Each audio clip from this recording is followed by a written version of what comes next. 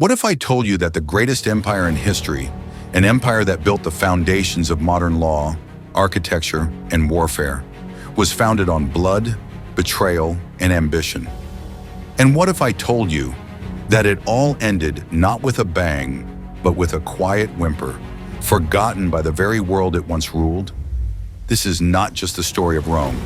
This is the story of power, how it's earned, how it's abused, and how no matter how mighty, it eventually slips through the fingers of those who dare to claim it. This is the rise and fall of the Roman Empire, and by the end, you'll see why every modern superpower should be terrified of Rome's fate. Chapter 1.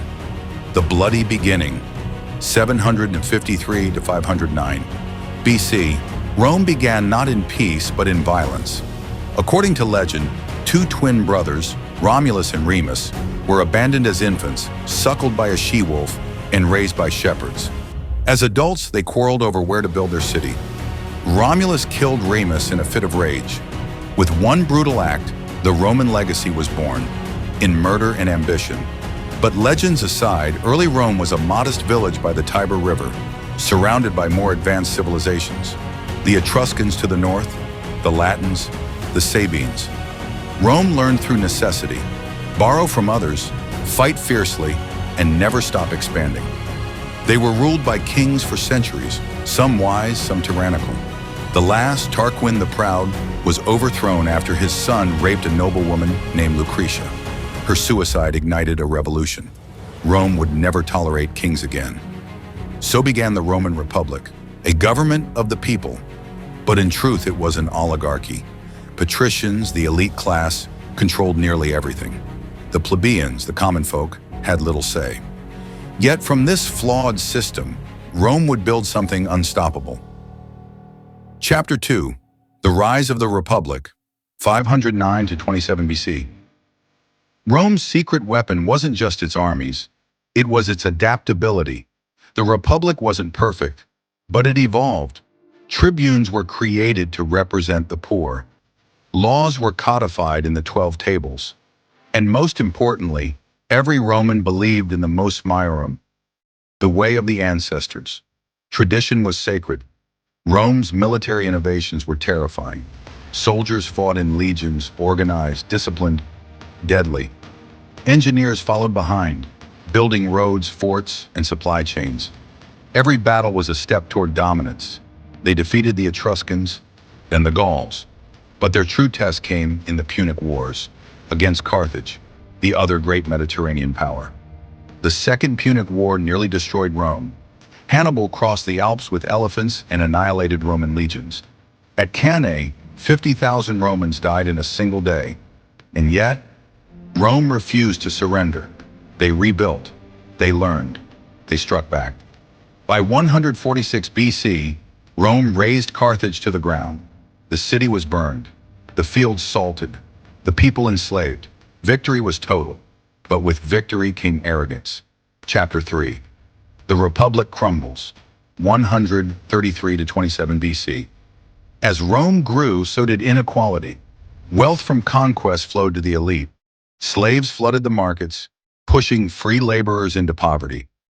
The Gracchus brothers tried to reform the system, redistribute land, give power to the people. Both were assassinated.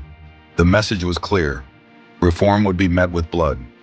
Generals began to rise, not as servants of the Republic, but as kings in waiting. Marius, Sulla, Pompey, Caesar.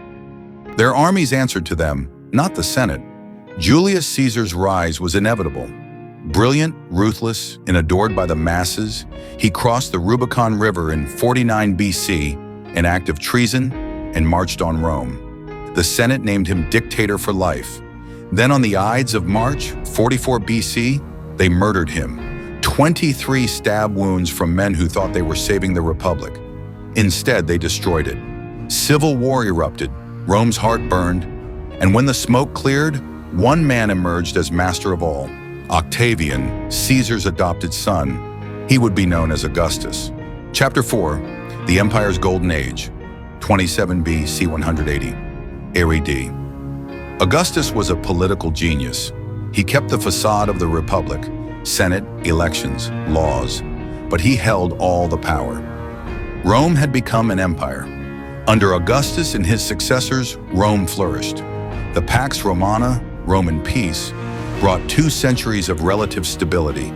Trade expanded, cities grew, roads connected the empire from Britain to Arabia. The Colosseum rose, hosting games for 50,000 spectators. Aqueducts brought fresh water to cities. Roman law became the gold standard.